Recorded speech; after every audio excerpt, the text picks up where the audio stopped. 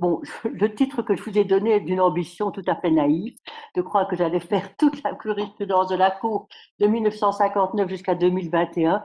C'est magnifique. Quand on vous demande un titre, on part évidemment de manière excessive. Pensez bien que j'ai rien fait de tout ça comme il se doit. Ça n'avait aucun sens. L'ambition était tout à fait démesurée. Et puis, je voudrais dire aussi ceci, c'est peut-être un paradoxe. Ici, autour de la table, je vois Patrick, par exemple, que je connais depuis si longtemps et que j'apprécie énormément. Il y a des experts en matière de droits humains, de droit de la Convention, bien meilleurs que moi, ça je dois le dire, parce que toi tu as passé toute ta vie là-dessus, Patrick, tu as vraiment une connaissance, ben oui, ben quand même, dis qu'est-ce que tu n'as pas écrit. Moi je viens, comme vous l'avez dit, du droit pénal, et puis en 98, pardon, je suis arrivée à la Cour des droits de l'homme, parce qu'il y a évidemment des liens entre pénal et droits humains, mais je n'avais pas antérieurement, dans ma vie à l'université, travaillé de manière particulière ces questions-là, même si bien sûr il y a des liens. Mais donc, il y a des spécialistes bien meilleurs que moi. Et alors, le paradoxe, c'est un peu le suivant, que l'on connaît bien, enfin, en tout cas, que je connais bien, c'est que de l'extérieur, on a une vue beaucoup plus claire que de l'intérieur. Ça, je l'ai vu pendant tout mon passage à la Cour européenne des droits de l'homme. De l'extérieur, on a une vue que de l'intérieur, on n'a pas, dans la mesure où, de l'intérieur, on reste un peu lié, d'abord avec la question des précédents que l'on doit suivre, bien entendu, pour toute une série de questions, qu'il y a une nécessité absolue, bien sûr, de juger à un moment donné, d'arriver à une décision qui doit être prise. Et donc, on n'a pas ce regard que la doctrine a. Il y a quelques années, enfin, je ne sais plus très bien quand c'était, il y avait un débat avec Jean-Pierre Marguenot, que beaucoup connaissent sans doute ici. Et le débat, c'était un peu la position doctrinale de la doctrine et des juges. Et à cet égard-là, je n'ai pas pu m'empêcher de le dire, et je le répète encore ici, pour moi, le lien avec entre la doctrine et les juges est vraiment capital, parce que la doctrine permet justement aux juges de, de, de voir les choses, de mettre les choses en perspective, de voir les liens, de voir les cohérences et les incohérences. Et donc, le rôle de la doctrine dans un débat tel que celui-ci, pour moi, est tout à fait essentiel. Donc, vous allez être peut-être un peu étonné, mais je n'ai pas encore le recul suffisant pour une question telle que la vôtre, de pouvoir faire vraiment des analyses puissantes. D'autres que moi le feront sans doute mieux et avec le temps, puisque ceci, et ça c'est ma quatrième observation préliminaire, il est évident que ceci, c'est même pas l'état de mes réflexions, ce sont j'ai envie de dire, comme vous l'avez dit tout à l'heure, c'est l'état préliminaire du travail que je vais faire et que je vais poursuivre tout au long de l'année grâce à vous et grâce à différentes personnes qui vont intervenir, quoi. Alors, je vois aussi avec plaisir, je lui en dis un petit mot, qu'il y a Pierre-Arnaud Perouti qui est là, il est peut-être pas là, mais je vois qu'il est indiqué. Et Pierre-Arnaud Perouti, c'est le directeur de la Ligue des droits de l'homme en Belgique, la Ligue des droits humains, pardon, que je connais aussi depuis des années et qui alors cumule, lui, je dirais, une activité à la fois de militance et d'universitaire et d'intellectuel. Donc, je le salue très, très cordialement. Bien, après cette introduction un peu longue, mais qui pour moi était importante pour mieux comprendre votre projet, euh, moi, j'ai divisé un peu mon intervention en deux parties. Comme ça plaît au système français. Il faut faire deux par deux par deux, quoi. Donc, j'ai essayé d'être attentive, Patrick. Alors, pour moi, les grands classiques. Je vais commencer par les grands classiques, évidemment, parce qu'il y a des grands classiques, lorsqu'on parle de la jurisprudence de la Cour en matière de liberté d'expression. Et puis, la question des limitations, parce que la question des limitations, c'est évidemment là que toutes les questions cruciales se posent. Alors, les grands classiques, ben, vous l'avez dit, Charles Girard, moi je vais le répéter. Euh, Au départ, évidemment, si on pose la question, quels sont les fondements de la liberté d'expression? Je n'ai pas lu à fond, mais grâce à vous, j'ai quand même mis sur ma table et je le lirai en détail un peu plus tard, l'ouvrage de Éric Barrenne qui vient la semaine prochaine, j'ai vu. Donc, je serai évidemment parmi les auditeurs, ça c'est clair. Dans son ouvrage, La Freedom of Speech, que je trouve vraiment intéressant, qui n'est pas si jeune que ça, ce livre, il date de 2000, je ne sais plus moi, 2000, enfin vous le savez mieux que moi, il montre bien qu'il y a évidemment différents choix parmi les fondements philosophiques de la liberté d'expression, bien entendu. Donc ce que moi je vais dire ici, c'est une manière de voir les choses, mais il y a un choix parmi différents fondements, et ce choix est évidemment déterminant de tout le reste, vous l'avez bien évoqué. Oh, excusez-moi, j'ai oublié vous m'excusez, comment est-ce que je dois fermer ça, voilà. Voilà. Pardon, j'avais oublié de fermer. Il y a donc différents fondements philosophiques et qui sont déterminants de la suite. Ça peut être la recherche de la vérité, comme il dit, l'épanouissement personnel, la participation des citoyens à la démocratie. Ça, alors, ça rentre plus dans l'aspect débat public de ce séminaire, la méfiance à l'égard des gouvernements, donc quand on voit bien, j'imagine qu'il en parlera la semaine prochaine, il y a différents fondements. Évidemment, ils ne sont pas exclusifs les uns des autres, ça c'est clair. C'est sûr qu'ils ne sont pas exclusifs les uns des autres, mais ils reflètent chacun une approche distincte de la liberté d'expression avec des conséquences différentes. Alors, pour la Cour européenne des droits de l'homme, je dirais, il n'y a pas de doute sur ce point-là, il n'y a pas de doute sur sa justification de la liberté d'expression. Et depuis le tout début, c'est pour ça que j'ai appelé cette première partie les grands classiques, depuis le tout début, la justification qui est mise en valeur par la Cour, c'est cette liaison intime avec la démocratie, avec la préservation de la démocratie. Ça, c'est clair et net. Et d'ailleurs, c'est toi, Patrick, qui le dis. C'est toi, dans ton actualité juridique droit administratif, en 98, dans ton article participation, communication, pluralisme. Là, et ce sont même tes mots, c'est la liaison intime avec la préservation de la démocratie. Et donc, moi, je vais partir de là. Je vais partir de là et j'aurais presque envie de vous dire aussi, à la fois, c'est la position de la Cour et personnellement, c'est un peu aussi une conviction. Donc, je l'assume et je l'endosse tout à fait. Alors, on le sait, pardonnez-moi de répéter des banalités, mais depuis maintenant 45 ans, il ne faut pas oublier que Andy Side, c'est 1976, donc ça fait 45 ans.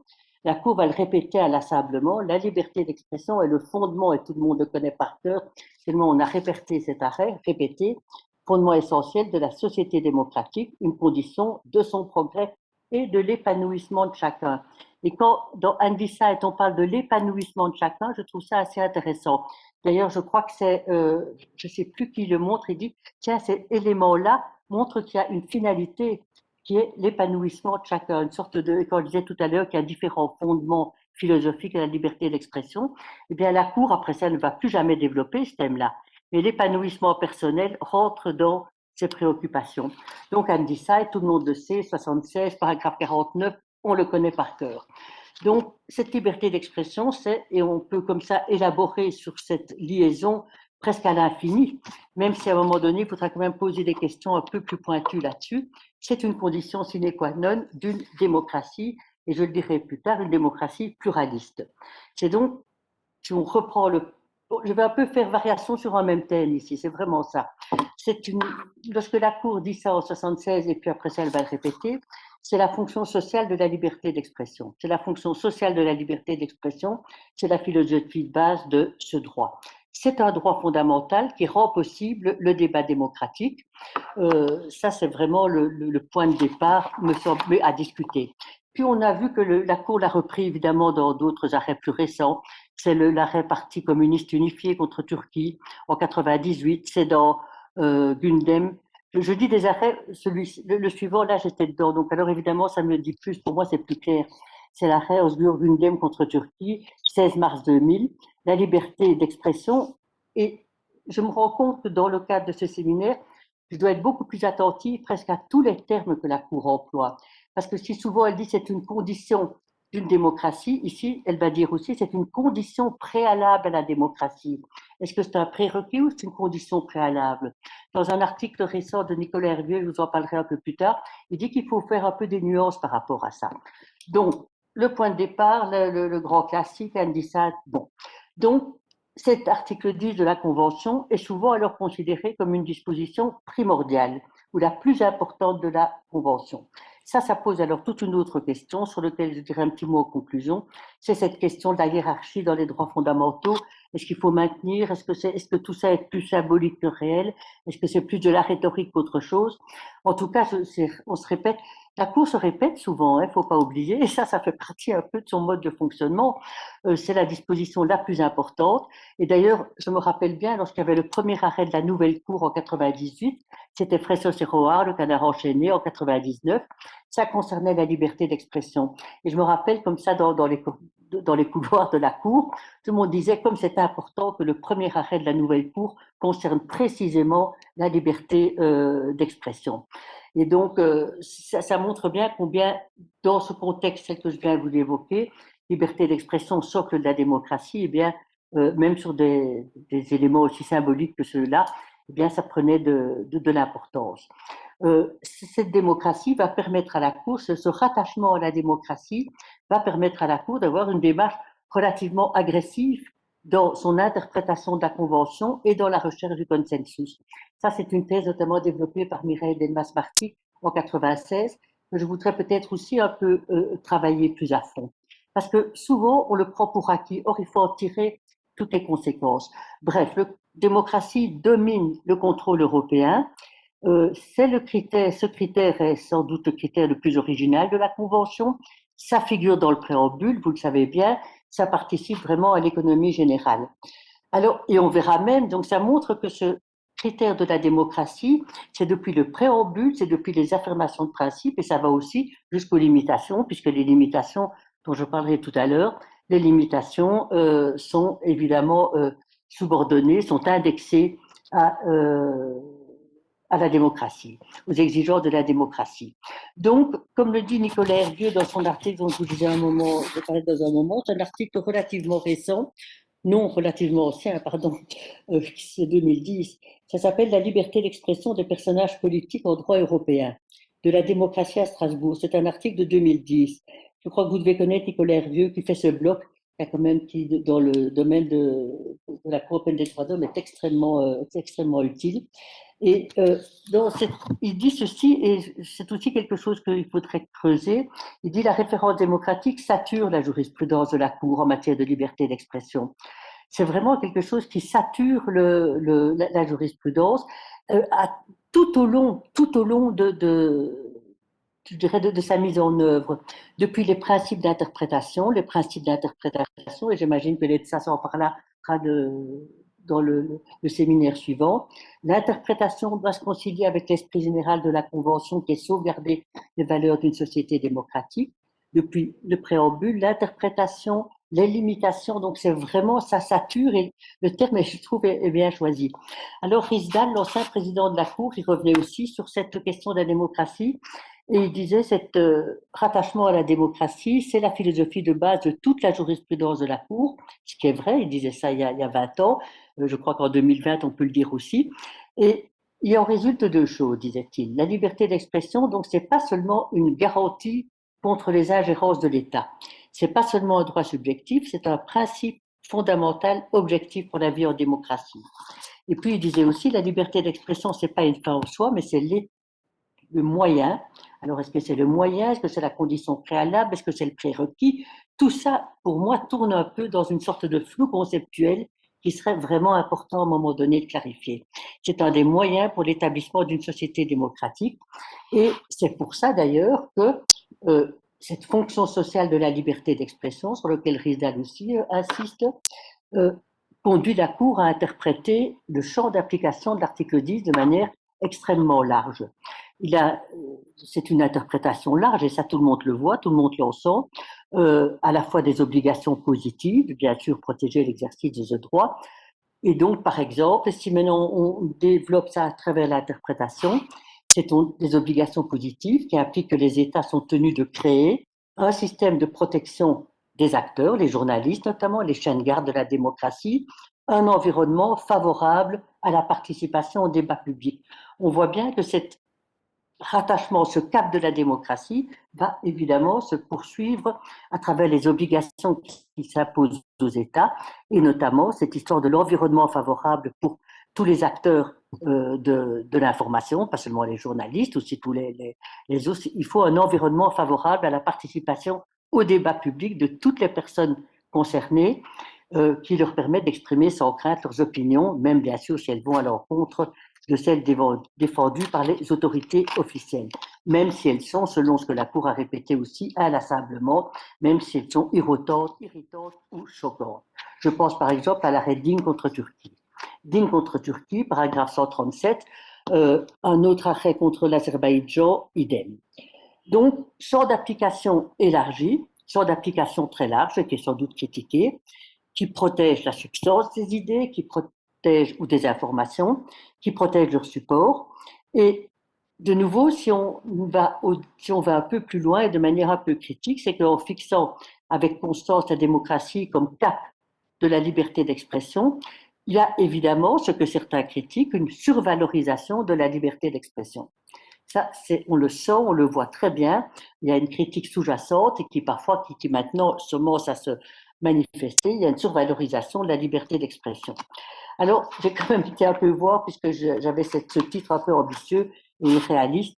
Si on prend depuis la première session en 59, puisque c'est la première session de la Cour, il me semble, et Patrick me corrigera si je me trompe, et j'irai vérifier quand même aussi pour ne pas t'imputer ma responsabilité, je crois qu'il y a à peu près 60 arrêts qui touchent au principal à l'article 10. Il y en a à peu près 60 qui sont d'importance variable, ça c'est certain, mais on voit bien qu'elles ont quand même contribué à la création de ce qu'on pourrait appeler un standard européen. Elles ont contribué à la création d'un standard européen et dans une sorte d'effort de dépasser les cultures juridiques européennes nationales. Et donc, c'est une approche à la fois dans la délimitation de la liberté d'expression et dans sa portée. Alors, certains soutiennent que la Cour a contribué à une sorte d'autonomie de la notion de liberté d'expression. Le défi, évidemment, à cet égard-là, qui me semble un défi aujourd'hui qui est vraiment important, c'est qu'on sent très bien, eu égard à l'évolution non seulement des techniques et de tout ce que l'on veut, enfin, ça c'est, oui, ça peut jouer un rôle, bien entendu. Maintenant, les informations sont communiquées par d'autres canaux, les réseaux sociaux et tout ce que l'on connaît maintenant par cœur. Mais il y a aussi des évolutions des idées, une évolution politique, une évolution sociale qui joue un rôle tout à fait important et qui fait en sorte que ces conceptions de la course doivent avoir un caractère mouvant et évolutif. Alors, deux dernières observations, enfin plusieurs encore observations, et je vous le dis, je les prends un peu, je ne dis pas de manière non coordonnée, mais il faudra les ordonner de manière plus intelligente plus tard, ça c'est certain, quoi. J'en viens maintenant alors à cette question, la Cour le dit, par exemple dans l'arrêt turc Özdem, ça je me rappelle très bien, on dit à un moment donné, la démocratie nourrit la liberté d'expression. Et inversement, la liberté d'expression nourrit la démocratie. Donc il y a ce lien, pas unilatéral, qui est un lien bilatéral entre la liberté d'expression et la démocratie, l'un nourrissant l'autre. La démocratie nourrit la liberté d'expression et la liberté d'expression nourrit la démocratie. Alors évidemment, ceci oblige à avoir une réflexion, et j'imagine qu'on l'aura tout au long du séminaire. Bon, qu'est-ce que c'est la démocratie? Qu'est-ce que c'est la démocratie? Qu'est-ce que c'était? Qu'est-ce que c'est aujourd'hui? Qu'est-ce qu'on entend? Parce que cette liaison entre la liberté d'expression et la démocratie, on a beau répéter que c'est un des fondements que la liberté d'expression est un fondement essentiel d'une société démocratique, mais il faut ajouter maintenant ceci aussi, si on va jusqu'au bout de la référence et que l'on voit alors aussi dans de nombreux arrêts, celle-ci est marquée par le pluralisme, la tolérance et l'esprit d'ouverture. C'est une démocratie pluraliste. Ça, je crois que c'est un élément central dans la philosophie de la Cour par rapport à la démocratie, parce que la phrase de Andy Site se poursuit comme ça. Tout à l'heure, j'ai fait une référence un peu tronquée. C'est comme tout le monde la connaît par cœur, donc c'est bien que ça continue comme ça en disant elle est marquée par le pluralisme, la tolérance, l'esprit d'ouverture. Et on va voir alors dans toute une série d'autres arrêts que la liberté d'expression est la condition sine qua non d'une véritable démocratie pluraliste. Alors ça, c'est vrai que c'est vraiment un point central. Donc la démocratie, une démocratie pluraliste. Euh, je ne suis pas philosophe, donc j'ai un peu peur que les philosophes se disent, ça c'est les non-philosophes qui utilisent de manière instrumentale quelques petites phrases de philosophes pour faire bien, oui et non. C'est pas ça du tout que je voudrais faire.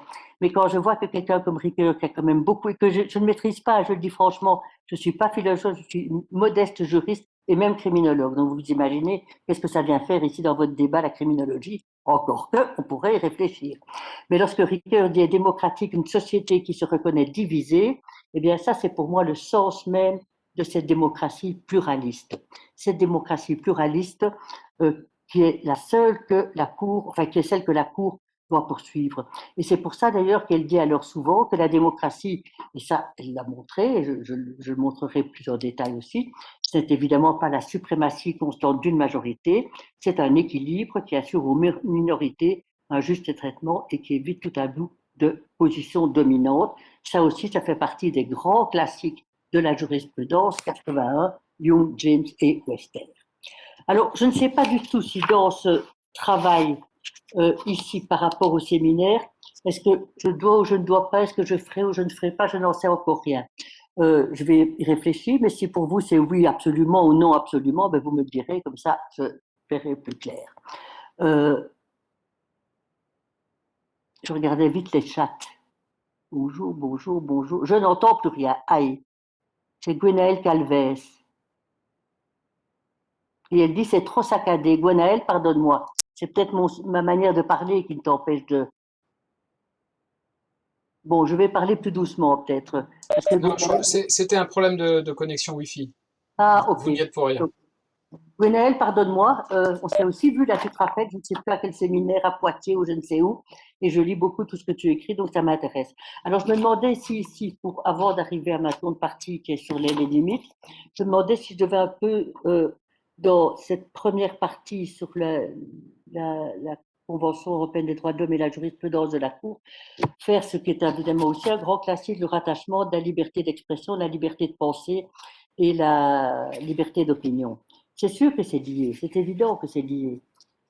Et par rapport à votre sujet, par rapport, je dis maintenant qui est devenu notre sujet, c'est sûr que la liberté d'expression, ça s'inscrit dans la liberté de penser, l'article 9, qui a une dimension sociale, une dimension individuelle, une dimension politique, et la liberté de penser se décline aussi à travers la liberté d'opinion. Euh, et donc, c'est un peu les dénominateurs communs de la liberté d'expression. C'est la justification, c'est la raison d'être. Alors voilà, je me demandais un peu si c'était quelque chose que j'allais évoquer, tâcher de l'apprendre. Euh, liberté d'expression, liberté de penser, liberté d'opinion. Est-ce que la liberté d'opinion, c'est une sous-catégorie ou pas?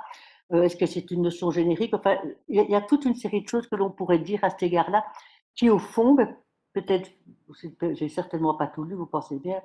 Euh, Est-ce que c'est un thème qui serait intéressant à développer dans ce contexte-ci? En soi, moi, ça m'intéresserait parce que je trouve qu'il n'est pas souvent fait. C'est pas, peut-être que je me trompe, hein, mais j'ai l'impression en tout cas que c'est un peu considéré comme synonyme de la jurisprudence de la Cour. Il n'y a pas vraiment une analyse approfondie de l'un et de l'autre, sauf lorsqu'on parle des jugements de valeur.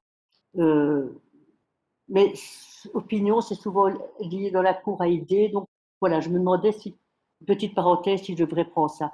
Et pourquoi cette idée m'est venue et je pose cette question?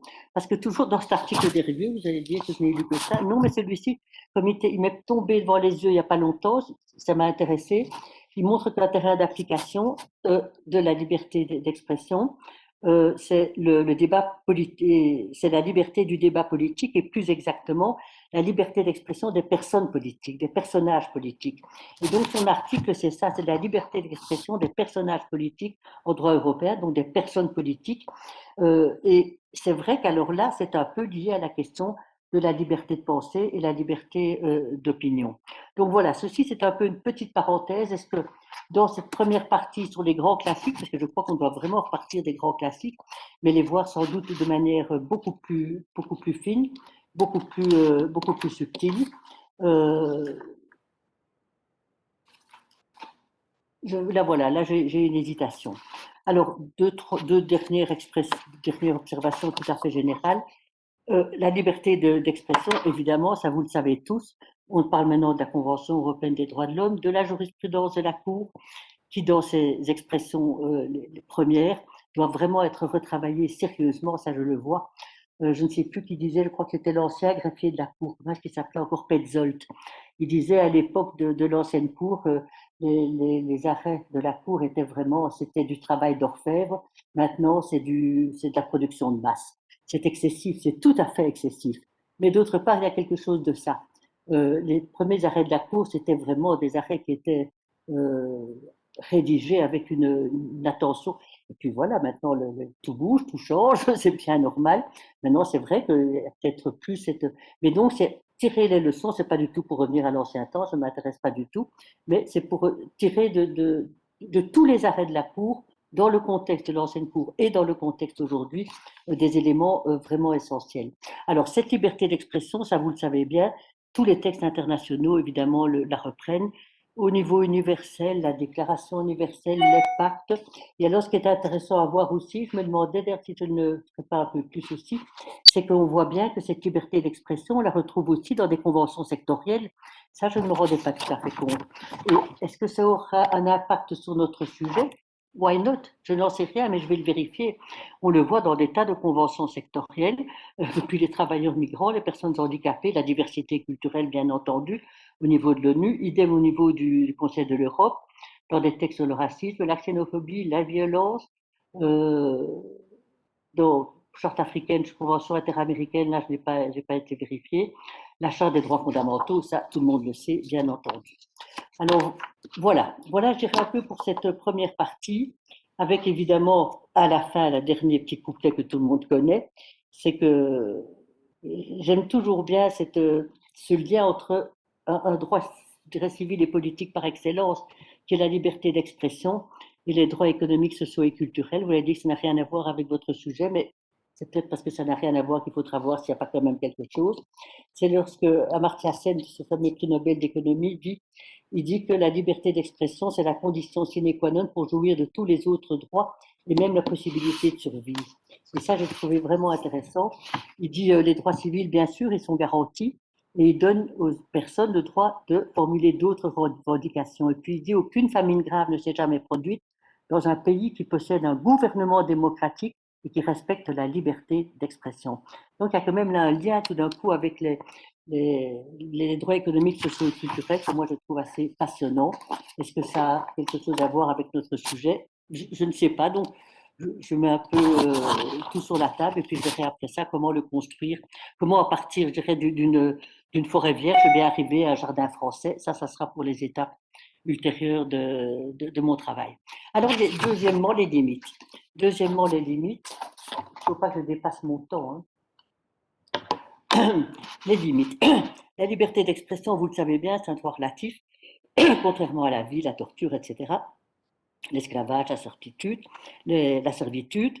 Euh, donc, c'est un droit qui peut être soumis à des limitations. Tu as aussi écrit là-dessus des très belles phrases, hein, Patrick, qu'il y a sur les droits absolus et les droits relatifs. Il y en a une que j'ai déjà citée 1000 fois, mais je l'ai oubliée maintenant. Voilà, ça c'est pas bien, dans lequel tu dis, il y a, oh, enfin, de me bien montrer que précisément, il n'y a quasiment pas de droit absolu. Tous les droits sont affectés de limitations dans une société démocratique. Et ça, c'est quand même un point que je trouve est vraiment important. Et je retrouverai cette phrase dans un article que tu as écrit, que c'est vraiment le cœur de l'affaire. Alors, cette société démocratique, au niveau des limitations, on le retrouve ici, puisque c'est ce que je disais au départ, c'est le milieu de référence par lequel il faudra apprécier le caractère acceptable d'une limitation. Ça, c'est le point de départ. Et on voit bien comme la démocratie domine le contrôle européen et que la démocratie elle-même est une limitation à l'exercice des ingérences autorisées. Donc là, il y a une sorte pas de nœud, mais de point qui est évidemment central, c'est que c'est la démocratie qui est la limitation à l'exercice des ingérences. Alors, ce que l'on voit, c'est que cette question en Europe, et ce sera vraiment intéressant de voir si aux États-Unis comment ça se présente, la question des limites de la liberté d'expression fait l'objet en Europe euh, d'un débat très important aujourd'hui, qui me semble est beaucoup plus passionné et beaucoup plus tendu qu'il y a des années. Ça fait l'objet d'un débat passionné, tendu, permanent.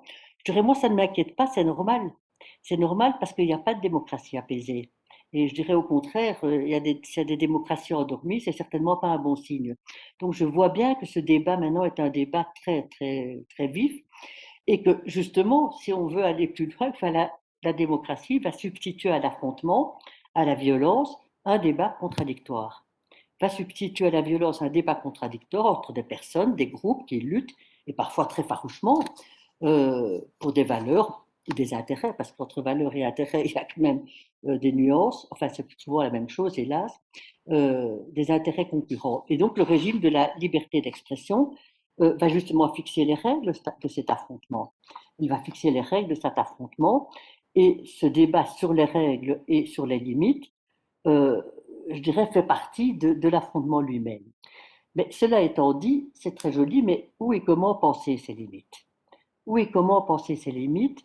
Comment la liberté d'expression, fondement de la démocratie, avec toutes nuances ou toutes les explications que j'ai tenté de donner dans la première partie, en les mettant un peu les unes après les autres, comment est-ce que la liberté d'expression va s'appliquer selon ce que la Cour aussi a répété ad nauseam, aux informations ou idées accueillies avec faveur ou considérées comme inoffensives ou indifférentes, mais aussi à celles qui heurtent, choquent ou inquiètent l'État ou une fraction quelconque de la population.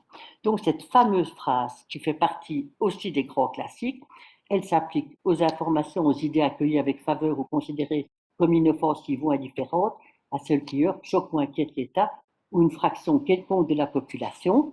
Et puis on continue, car ainsi le veulent le pluralisme, la tolérance et l'esprit d'ouverture, sans lequel il n'est pas de société démocratique. Et on retourne à Andy Side, paragraphe 49. Donc ça, c'est, je dirais, l'ensemble de la philosophie. Alors, qu'est-ce qu'il faut penser de cette formule aujourd'hui? Qu'est-ce qu'il faut penser de cette formule aujourd'hui? En tout cas, cette formule, est-ce que c'est une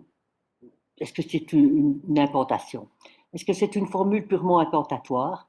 Est-ce que c'est une formule purement incantatoire? Est-ce que c'est une formule rituelle?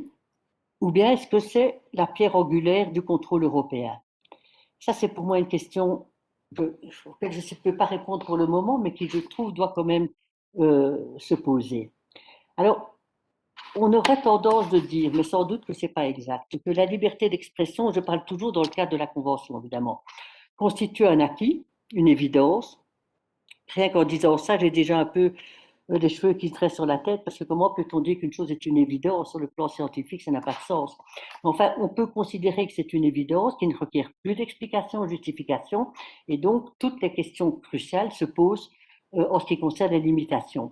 Et on le voit aujourd'hui dans tous les domaines sensibles, religion, morale, racisme, négationnisme. On le voit dans toutes les questions sensibles qui sont les questions sociopolitiques du moment, qui sont les questions sociopolitiques du moment, ce qui est tout à fait normal, puisque toutes les affaires sensibles euh, dans la société, ben, elles arrivent tôt ou tard à la Cour. Ça, on le voit très bien. Donc, voilà un peu où on en est. Et ce que je constate, mais là, je pose, j'avoue, un jugement de valeur moi-même, que cette situation requiert quand même de la part de la Cour une grande vigilance. Ça requiert de la part de la Cour une grande vigilance, parce que si on affirme que la liberté, le principe, c'est la liberté d'expression et que les limites sont l'exception, on voit très bien que souvent la logique s'inverse. On voit de plus en plus que la logique s'inverse, que c'est le principe inverse qui progressivement s'introduit un peu insidieusement. Et donc, quand dans ma seconde partie, c'est les limites, j'aurais envie d'intituler cette seconde partie la liberté d'expression mise à l'épreuve. La liberté d'expression, avec tous les contours tels que j'ai tâché de le faire tout à l'heure, est un peu mise à l'épreuve. Et elle est mise à l'épreuve dans plusieurs situations. Alors évidemment, je devrais maintenant voir un peu quelles sont toutes ces situations, d'examiner attentivement toute la jurisprudence de la Cour, non seulement de 59 jusqu'à 2020, rien que dire ça, je me rends compte combien c'était maladroit d'aller vous dire ça. Mais il faudrait quand même que je le vois plus à fond. Euh, dans quel cas? Bien sûr, tu as toujours les circonstances exceptionnelles. Ça, c'est une chose. Ça, c'est une chose, les circonstances exceptionnelles. Et maintenant, on est dans ce moment-là. On est dans voilà, on est comment dire, dans une société qui se vit à la lumière des circonstances exceptionnelles, ces circonstances de crise, enfin tout ce que l'on connaît, à la fois aujourd'hui, bien sûr, pour ce qu'on connaît de la crise sanitaire, mais depuis des années, on prétend vivre dans des situations de crise. Donc, c'est maintenant depuis 10, 15 ans, j'ai envie de dire, depuis que je suis arrivé à la Cour, on parle de crise. Alors, ou bien on meurt, ou bien on vit, ou bien on survit. Mais donc, euh, on peut trouver la mise à l'épreuve de la liberté d'expression dans des circonstances exceptionnelles, mais avec un bémol sur la permanence ou l'hypertrophie de la notion de crise, mais aussi alors dans d'autres situations qui sont des situations relativement nouvelles, qui sont plus internes à la jurisprudence de la Cour et qui sont liées au développement de certains droits, comme par exemple le droit à la vie privée, qui fait naître maintenant comme sous-droit droit à la réputation et qui dès lors s'oppose à d'autres droits, comme le droit à la liberté d'expression. Et donc, la liberté d'expression mise à l'épreuve aujourd'hui, c'est non seulement dans des circonstances exceptionnelles, je le ferai parce que je crois qu'il faut le faire, mais aussi dans des situations de conflit entre droits fondamentaux. C'est souvent là que l'on voit des évolutions qui se passent, des évolutions qui se mettent en place, où je dirais un peu le point de départ, le socle de la démocratie qui était affirmé dans un premier temps, vacille quand même assez largement. Vacille assez largement avec dans cet exercice nouveau pour la Cour des conflits entre droits fondamentaux et qui l'oblige d'une certaine manière, ce qu'elle fait et qu'elle ne fait pas vraiment, qui l'oblige à rediscuter, à repenser cette liaison intime entre droits humains et démocratie. Et débat public, parce que alors, je devrais ouvrir ça bien sûr au débat. La question des conflits entre droits fondamentaux, ça c'est une question qui m'a beaucoup préoccupée. La Cour n'a pas de vraie méthodologie à cet égard-là. Euh, et c'est ici qu'on sent très bien, c'est pour ça que votre projet de recherche, moi, m'intéresse, c'est que pour répondre à cette question des conflits entre droits fondamentaux, liberté de pensée, liberté d'expression, liberté d'opinion, droit à la vie privée, il y a de multiples cas, il y a de multiples exemples. Enfin, on en a, mais il y a même certains qu'on ne voit pas, et j'en évoquerai l'un ou l'autre. C'est ici qu'alors, dans le séminaire, ce qui est important, c'est que toutes les approches vont être mises en place. Non seulement juridiques, bien sûr, mais c'est ce que vous disiez tout à l'heure, Charles Girard, dans votre intro, philosophique, psychologique, sociologique, historique, je ne sais pas. Donc, c'est vraiment le moment où on a besoin. Alors, moi, je vais prendre un exemple, le droit à la réputation, parce que je trouve que le droit à la réputation et le discours de haine, je trouve que ce sont deux endroits où on peut vraiment voir comment il y a la liberté d'expression, au sens où on l'a entendu dans la première partie, est mise à l'épreuve. Mais avant, j'ai quand même pointé, mais sans aller beaucoup plus loin, d'autres thèmes sur lesquels on pourrait évidemment travailler. Maintien de l'ordre versus protection des journalistes, par exemple. Pourquoi je pense à ça? Parce que là, on a évidemment toute la question de la participation des citoyens qui manifestent leur opinion, etc.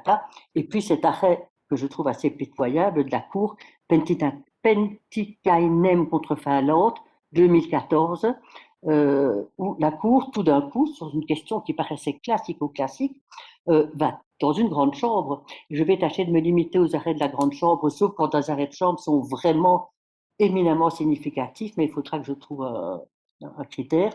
Dans cet arrêt de grande chambre, on voit effectivement que je dirais, la participation des citoyens à un débat public par les moyens qui sont les leurs a été véritablement, oui, bâillonnée. Mon terme est excessif, mais dans cet arrêt de la Grande Chambre, Pentikainen contre Finlande.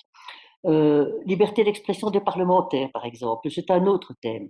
C'est un autre thème sur lequel on peut évidemment aussi tourner le sujet. Bon, je ne l'ai pas pris. Là, il y a un arrêt contre la Hongrie que je trouve intéressant, ou là, ça va dans un autre sens.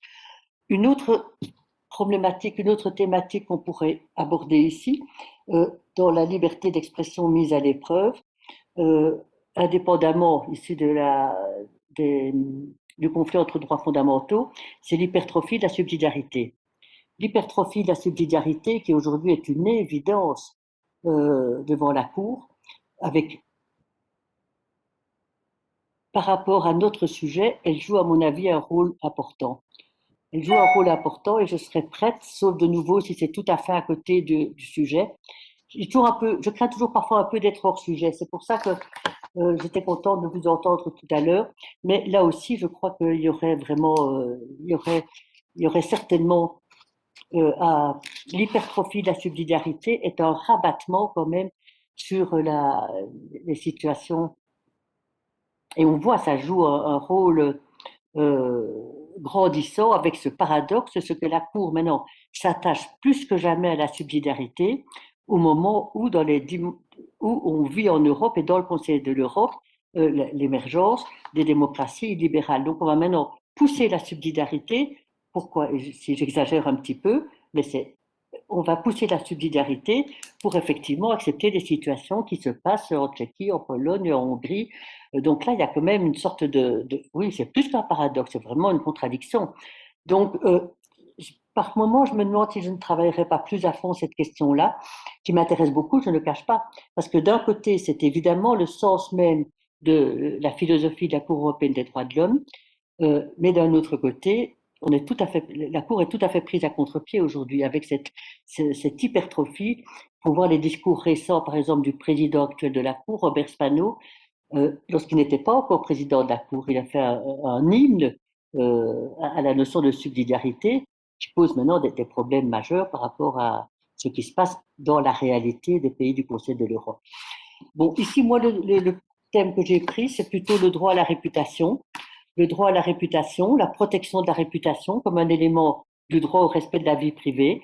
On développe les droits fondamentaux, on trouve des sous-droits et dans ces sous-droits, eh bien, l'article 8, c'est le droit à la réputation.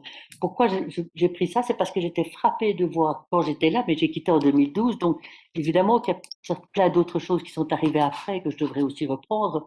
Mais j'étais frappée de voir combien de mon temps, entre guillemets, ça fait vraiment, ça fait Moyen Âge, mais de mon temps, la question de la protection de la réputation était soutenue, mais farouchement, par de nombreux juges. Par de nombreux juges, le droit à la réputation, comme élément du droit au respect de la vie privée, connaît un développement considérable. Moi, personnellement, je pense que c'est excessif et je pense que ça se fait au détriment du droit à la liberté d'expression. Et le cas que je repris ici, c'est la fameuse affaire Lindon euh, et Julie contre France. C'est un arrêt de grande chambre 2007. Je ne sais pas ce que tu en penses, Patrick. Tu as fait un commentaire de cet arrêt là, dont je me rappelle. Tu as fait aïe, aïe, aïe, je ne l'ai pas lu avant de reprendre ceci. Donc, on sera peut-être tout à fait en désaccord, mais voilà cet arrêt-là, dont évidemment, il y a des épanouissements. Et ce qui est quand même intéressant, c'est qu'il y a des opinions séparées, concordantes, dissidentes, et qui montrent bien quand même le dilemme. Qui montrent bien le dilemme. Et on est vraiment ici presque dans une situation caricaturale de conflit entre droits fondamentaux. On est vraiment dans une situation caricaturale et je crois que c'est François Rigaud qui était un peu, quand j'étais à l'UCL, à l'Université de Louvain, euh, dans le temps aussi, qui était un professeur enfin, que j'ai trouvé vraiment passionnant. Il montrait bien que la vision unitaire, moniste, pacifiée des ordres juridiques, aujourd'hui cède la place à des espaces concurrents et des espaces conflictuels. Et cette affaire Lindon, pour moi, en est l'exemple type. Donc, je ne vais pas vous reprendre toute l'histoire de l'arrêt Lindon, tout le monde la connaît. Mais tout le point crucial dans cette affaire, c'était évidemment, est-ce que cette ingérence, c'est-à-dire cette condamnation du journaliste, était nécessaire dans une société démocratique? Et donc, la Cour va considérer qu'elle était nécessaire et donc dire qu'il n'y a pas de violation de la liberté d'expression. Et alors, elle va dire, j'ai lu ton commentaire dans le temps, très honnêtement, je ne l'ai pas relu pour aujourd'hui, mais je te jure que je vais le faire. Euh, Elle va dire les écrits manquaient de mesure, assimiler un individu, fût-il un homme politique, à un chef de bande de tueurs, affirmer que l'assassinat par un personnage même de fiction, c'était une fiction, hein, a été recommandé, le qualifier de vampire qui se nourrit de l'aigreur de ses électeurs, outrepasse les limites admises en la matière. Et donc, la Cour dit, quelle que soit la vigueur des luttes politiques, il est légitime de vouloir leur conserver un minimum de modération et de bienséance, d'autant que la réputation d'un politicien, fût-il controversé, là tout le monde est d'accord, doit bénéficier de la protection de la Convention. Et alors, à cet arrêt, il y a des opinions séparées, des opinions dissidentes, des opinions concordantes, et ça montre bien les points de convergence et les points de divergence. Il y a une opinion concordante qui dit la jurisprudence en matière de liberté d'expression, c'est ce que je vous disais au début, a occasionnellement fait preuve d'une sensibilité excessive et accorde au droit à la liberté d'expression une surprotection par rapport au droit à la réputation. La liberté d'expression étant considérée comme une valeur prioritaire, autorisant dans beaucoup de cas à priver les victimes de diffamation d'un recours approprié pour le rétablissement de leur dignité. Dignité, prioritaire, ce sont tous ces termes sur lesquels il faudra à un moment donné, et l'opinion dissidente des 4 juges dans lequel j'étais, on va dans une toute autre direction. Voilà, je dirais un premier exemple. Alors, un second exemple, mais maintenant, rien que pas un exemple, mais je dirais un peu comme des points d'accrochage ou des points significatifs par rapport aux limitations. Le discours de haine. Là, pardonnez-moi, je ne sais pas aussi si le discours de haine n'est pas, si je l'introduis ici, c'est parce que je ne le cache pas, c'est un thème qui m'intéresse vraiment beaucoup et sur lequel j'essaie d'avancer, sur lequel j'essaie d'avoir des positions peut-être les plus justes, parce que c'est vraiment une question qui est préoccupante aujourd'hui. Et je me demandais si le discours de haine, effectivement, n'était pas aussi, à travers la double voie que la Cour utilise pour aborder ces questions, la voie de l'article 17, hein, l'abus de droit, ou la voie de l'article 10, les limitations, si à travers ces deux voies, c'était pas aussi un terrain qui aurait pu être quand même significatif pour le sujet du séminaire. Euh, il y a vraiment, et pour ne pas prendre tout, parce que je vois que le temps avance et qu'il faut quand même ce que j'entends de vos questions. Donc voilà, là j'avais envie de le faire, mais je me demande si c'est vraiment dans le sujet. Si c'est vraiment dans le sujet, l'article 17, cette disposition qui est une disposition guillotine, qui est vraiment, on va utiliser au fond les armes des ennemis pour détruire la démocratie, c'est ça, l'article 17. Donc c'est vraiment une voie qui, je trouve, est extrêmement périlleuse, que la Cour utilise, elle utilise un peu, elle utilise, et elle a toute une ambiguïté, je trouve, par rapport à l'usage de l'article 17 par la Cour, ou bien l'article 10, qui me semble la voie préférente, avec au cœur de ça ces fameux arrêts Ferret contre Belgique. Ferret contre Belgique, pour moi, est un arrêt vraiment significatif. Je ne dis pas qu'il ne faut pas le dire, on peut le dire, je dois l'assumer. C'est un arrêt dans lequel je trouvais effectivement qu'il y avait pas de violation de la Convention. Et c'est peut-être le seul point où je me suis dit, là, est-ce que voilà, je pense que j'avais peut-être pas la bonne analyse. J'avais peut-être pas la bonne analyse dans Ferret contre Belgique. C'est un député, un président d'un parti politique qui a été condamné parce qu'il a diffusé des tracts inspirés par le racisme et la xénophobie et incitant à la discrimination. Et on a conclu à la violation de l'article 6 en disant que une ingérence de la liberté d'expression en dehors de l'enceinte du Parlement joue un rôle particulier dans la diffusion de ces idées et l'impact dans le discours raciste et xénophobe. Donc, on a reconnu l'existence de besoins sociaux impérieux, protéger l'ordre public, et l'opinion dissidente va dans un tout autre sens. Elle va dans un tout autre sens, et je le comprends très bien. Je comprends très bien, et ils font état, je dirais, un peu de la jurisprudence de la Cour suprême des États-Unis en disant le mauvais discours ne demande pas le silence, mais plus de discours. Tout ça s'est développé plus en détail dans l'opinion dissidente, mais je trouve que l'on a vraiment un très bon exemple. C'est justement lorsqu'on est confronté à des idées qui provoquent notre haine que notre jugement doit être le plus réfléchi par rapport à ce qui est véritablement dangereux. Donc, il y a là vraiment, je trouve, une question intéressante. Je pense qu'il y a moyen de développer au regard de la problématique du féminisme. Alors voilà, je vais arrêter ici. Je refais un tout petit mot de conclusion.